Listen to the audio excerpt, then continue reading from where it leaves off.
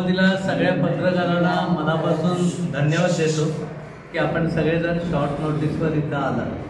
आपल्याला बोलवण्यामागे एकच कारण आहे की आदरणीय अजितदादा 21 तारखेला जनसन्मान यात्रेच्या निमित्ताने चिपळूण संगमेश्वर मतदारसंघाच्या दौऱ्याला येते.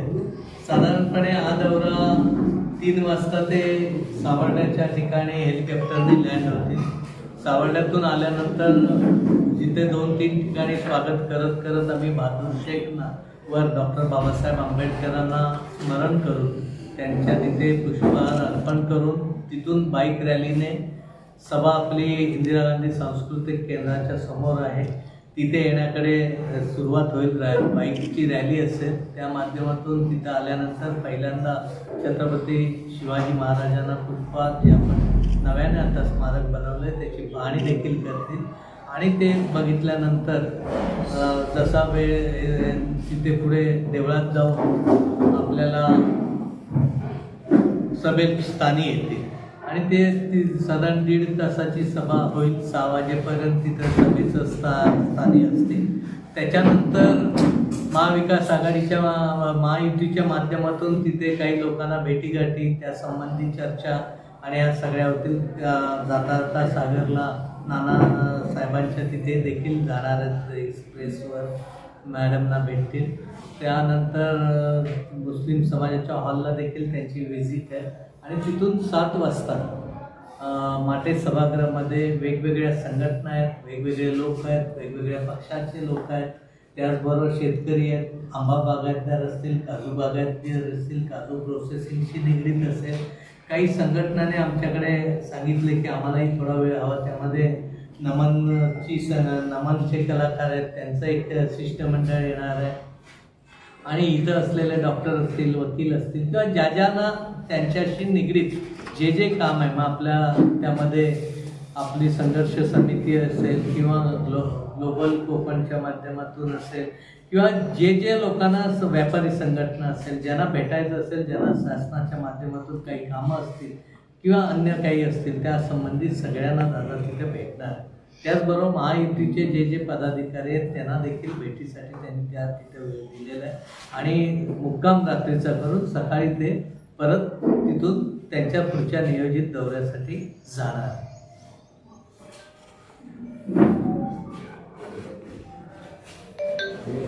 निवडणुकीच्या पार्श्वभूमीमध्ये आहे. हा राष्ट्रवादी काँग्रेस पक्षाच्या वतीनेच आहे. फक्त ते झाल्यानंतर ते सर्व घटक पक्षातील लोकांना किंवा ज्या सर्वसामान्य ज्याला कोणाला भेटायचं त्यांच्यासाठी भेट त्या वेळेत त्याच्यावर तुमचे कार्यकारिणीचे आणखी कोण आता आदरणीय दादांबरोबर दादांच्या प्रमाणे प्रमुख उपस्थिती आदरणीय सुधीरजी तटकरे साहेबांची असणार आहे. त्याचबरोबर महिलांच्या अध्यक्ष साखळकर मॅडम देखील तिथं या निमित्ताने येणार आहे आणि त्यांच्यासोबत असलेले राज्याचे पदाधिकारी जे लोक वेगवेगळे आहेत त्या संबंधी ते सगळे निगडीत येतील.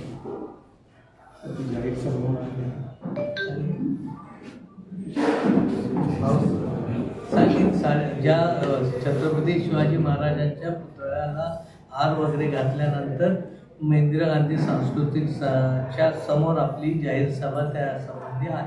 किती वाजता ती बऱ्यापैकी 4:15ला चालू होईल. 6च्या आपल्याला 6पर्यंत नाही. ही जी आहे ती राष्ट्रवादी काँग्रेस पक्ष म्हणूनच आहे. परंतु संवाद साधत असताना सर्व पक्षीयांशी दादा तिथे संवाद साधणार आहे. प्रमुख कार्यकर्त्यांचा देखील ते भेटणार आहे. आता त्याचा 1-to-1 प्रोग्राम लगेचच्या लगेच येईल. त्यांच्याकडून ऑफिशियल आला की मी प्रसिद्धीला आपल्याकडे देतो. साधारण टेंटेटिव्ह मी आता जे सांगितलं त्या पद्धतीने आहे. प्रेसचं भाषण तर तिथं सभेचं होणारच आहे. परंतु प्रेसचं जर असेल तर संध्याकाळीच आपल्याला इथे माटे सभागृहाच्या इथे असेल तर इथे सांगतो. कारण त्या गर्दीच्या इथे त्या प्रेसचं होणं पॉसिबल नाही. एखादा भेटेल एखादा.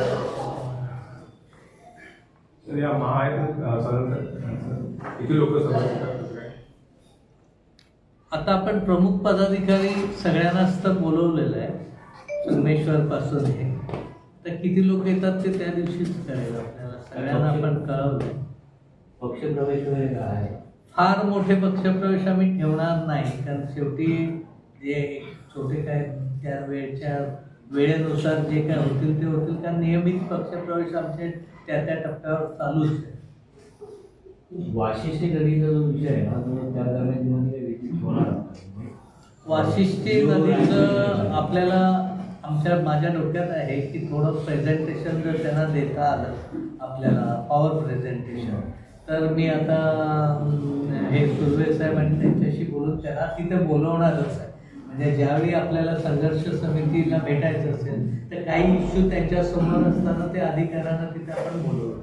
पण एक्झॅक्ट व्हिजिट म्हटलं गाळ काढण्याचा बगडा वगैरे, तर आता गाळ काढायचं काम पण चालू आहे आणि रात्र खूप उशीर होणार आहे, त्यामुळे व्हिजिटचं असं म्हणायचं होतं की ठीक आहे, समिती वगैरे आहे, काही शहरातल्या नागरिक त्यांना आपण बोलवायला मिळेल, आपण बोलायला आम्ही तशी ती सुविधा आपण माटे सभागृहामध्ये जे बसणार आहोत 7 ते, आणि ते राहणार नसल्यामुळे बऱ्यापैकी सगळ्यांच्या तिथे बोलायला मोकळीक म्हणजे कसं होईल, केवळ समिती बोलते आणि तो पूर्ण गाव व्हायचं असं नको आहे. मग काही लोकांना शेवटी कसं असतं, शेवटी त्या विषयात आता समजा आमचे काजूचे प्रोसेसिंग आहे, त्यांना ते येणार आहे, आता ते काजू प्रोसेसिंग संघटना असोसिएशन आहे त्यालाच आपण सांगतो ना, आणि आपण जनरल पण सांगितलंय ज्या अनुषंगाने दादांना कोणाला भेटायचं असेल त्या अनुषंगाने, कोणाला सूचना द्यायच्या असतील, कोणाला काय लेखी निवेदन द्यायचे असतील ती देऊ शकतो.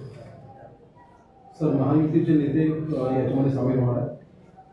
ॲक्च्युली डायरेक्ट यात्रा जी आहे ती राष्ट्रवादी काँग्रेस पक्ष म्हणते आपण, मग अशा वेळी पक्षाची भूमिका आणि सगळ्या गोष्टी असतात, त्याला मर्यादा थोडीशी होती. त्यामुळे आपण त्यांना ज्यांना भेटायला यायचं त्यांची तिथे मी माटे सभागृहामध्ये व्यवस्था करतो. ह्या यात्रेचा उद्देश आता पुढील विधानसभा आहे केव्हाही ना, आणि लोकजागृती होणं, शासनाने वेगवेगळ्या स्कीम सुविधा केल्या त्याची लोकांपर्यंत माहिती देणं, त्याची जागृती देणं, त्यातल्या काही अडचणी आहेत त्या समजून घेणं. आणि मी असं म्हणणारच नाही ना की उद्याच्या निवडणुकीच्या संबंधी सभा नाही, असं नाही.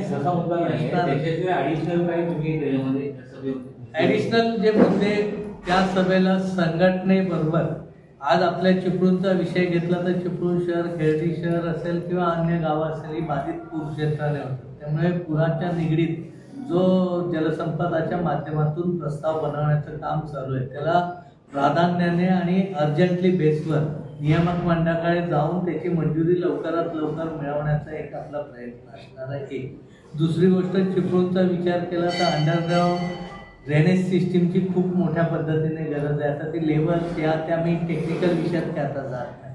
त्याचबरोबर जे लाईटचे विषय आहे, लाईटचे पोल आहेत ते मध्ये अंडरग्राऊंड करायच्या संबंधीचे काही विषय, त्याचबरोबर काही रस्ते रुंदीकरण होणं देखील गरजेचं आहे, कारण ज्याच्यामध्ये मार्केटची व्यवस्था सुलभ पद्धतीने होणं गरजेचं आहे. त्यामुळे ह्या सगळ्या गोष्टी दादांना त्याची कल्पना देणारच.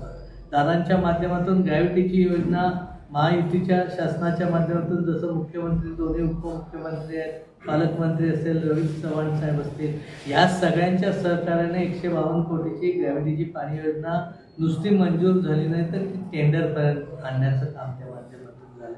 मुरादपूरचा पूल असेल, गांधारेश्वरसाठी पर्यटनाच्या माध्यमातून नव्याने 2 कोटींनी 1 कोटी असे 3 कोटीचा आपण तिथं प्रस्ताव आपला वरती गेला. 2-4 दिवसात कदाचित त्याला मंजुरी मिळवण्याचा आपला प्रयत्न असणार आहे की गांधारेश्वर आपल्याला चांगल्या पद्धतीने विकसित करायचं. संगमेश्वरचा जर विचार केला मतदारसंघामधला तर तिथं पर्यटनाचा आराखडा आम्ही स्वतः लक्ष देऊन, मी स्वतः त्याबाबतचे सगळे व्हिडिओज करण्यापासून तो पर्यटनाचा आराखडा, ज्यामध्ये मार्लेश्वरचं डेव्हलपमेंट असेल, टिकलेश्वर असेल, कसबा असेल किंवा शृंगारपूर असेल किंवा भवानगड असेल, त्याचबरोबर इतर देखील छोटे मोठे गड आहेत, कसब्याला अनेक देवळं आहेत, गुरबाडला पण त्या पद्धतीने आहे. तर हे सगळं कामाचा आराखडा आम्ही त्यांच्यासोबत त्या दिवशी त्यांनाही बोलवणार आहे, त्यांच्यासमोर प्रेझेंट करणार.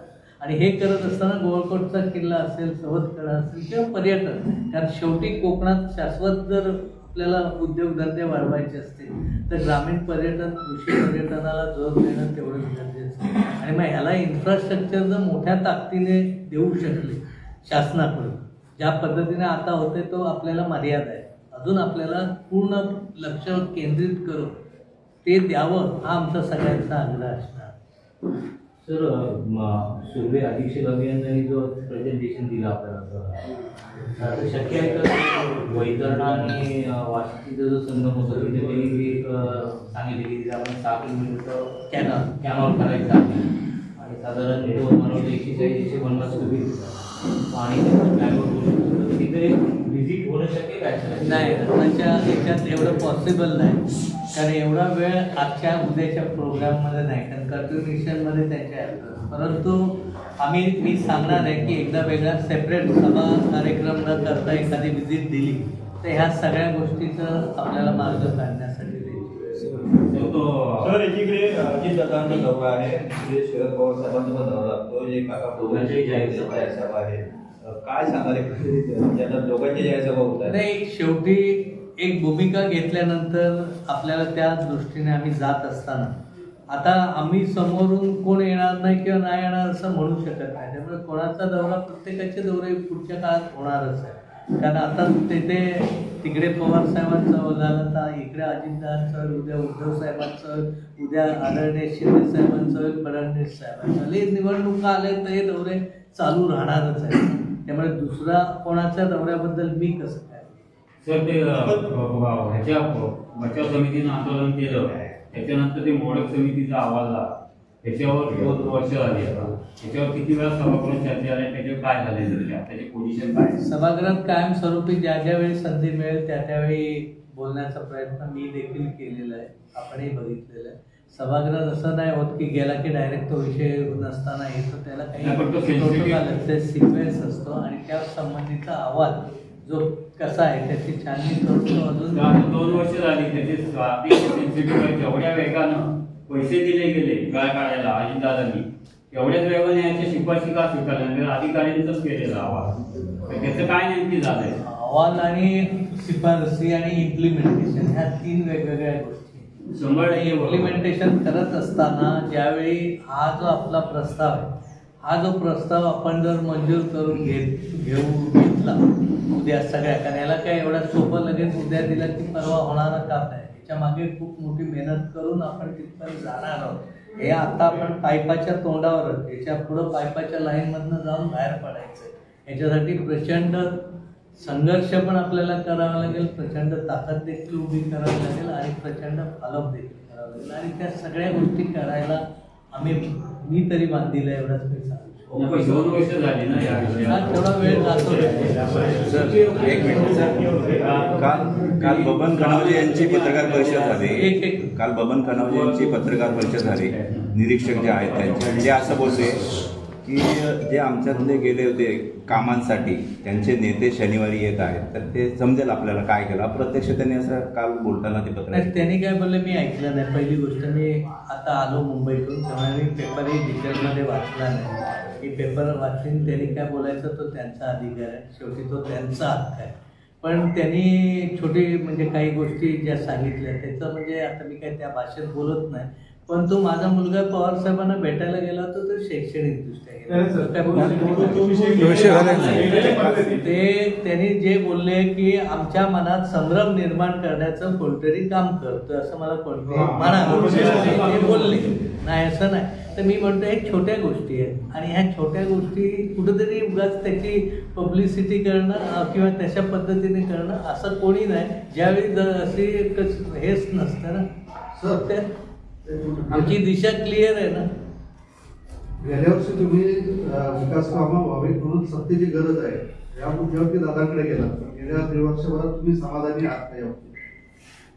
निश्चितपणे नुसता विकासापुरता मर्यादित नव्हतं, तर अजितदादांचं नेतृत्व पुऱ्या महाराष्ट्राला खूप मोठं गरजेचं आहे. तुम्ही बरेच जण दादांशी जवळून येऊन दादांना बरेच जण दादा काय हे कळायला थोडा वेळ जाईल, कारण दादा इतका काम करणार तुम्ही कधी बाकी मी कोणाशी कम्पेअर कधीच करणार नाही. पण 6 वाजता गेला ते दादा 150 लोकांचं काम तिथं दादा उठून करत असतात. आता तुम्ही म्हणाल उठले तर काय झालं असंही म्हणणार आहे, तो त्याचा भाग आहे.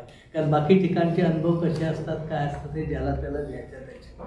दादा सारखा काम करणारा माणूस ज्याच्या सानिध्यात दादा येतील त्यालाच ते कळतं. काही फक्त एखाद्या वाक्याचा कुठंतरी तो दाखवून त्याच्याबद्दलची प्रतिभा असते. दादा काम करणारा माणूस आहे. दादांचे माझे पण वैयक्तिक खूप मोठे त्या संबंध होते. मला ज्यावेळी गरज लागली त्यावेळी माझ्या पाठीशी कामाच्या रूपाने राहिल्यामुळे दादांबरोबर विकास काम आणि दादांना त्यावेळची साथ देणं हे माझं त्यावेळी एकदा ठरल्यानंतर त्या निर्णयात काय बदल करण्याचा प्रश्न. ओके सर अजितदादा पवार आपल्याकडे येत आहेत. तुमचे ते निकटवर्ती आहेत, एक निकटवर्ती आमदार म्हणून तुमची राज्याला ओळख आहे. दुसरा मुद्दा, लगेचच शरद पवार साहेब येत आहेत. एकाचे तुमचे ते आदर्श नेते आणि एक आदरणीय स्थान होते. चिपळूणमध्ये ते येत आहेत. त्यावेळी निमित्ताने तुम्ही त्यांच्या स्वागताला किंवा त्यांच्या शुभेच्छा घ्यायला किंवा आशीर्वाद घ्यायला आपण तिथे त्यांची भेट घेणार. पवार साहेब आमच्या हृदयात कालही दैवत आहे, आजही दैवत आहे. याबद्दल दुमत असायचं कारण नाही. अर्थात ते आता आमच्या मनापुरतेच आहे हो राहतं. जिथे हृदयात असतात तेव्हा त्याचं भांडवल करणं याचं कधीच मी आता तुम्ही विचारलं म्हणून या विषयाला. परंतु ही सभा त्यांची पूर्णपणे राजकीय आणि ज्यावेळी राजकीय सभा असेल त्यावेळी मी तिथं जाणं कधी उचित होणार नाही. वैयक्तिक काम असेल, संस्थेचं असेल, त्यावेळेचा एक विषय वेगळा आहे. त्यामुळे तो असं काय विषयच नाही ना की त्यांना अजून वाटायला नको ना संभ्रम निर्माण करतायत. ओके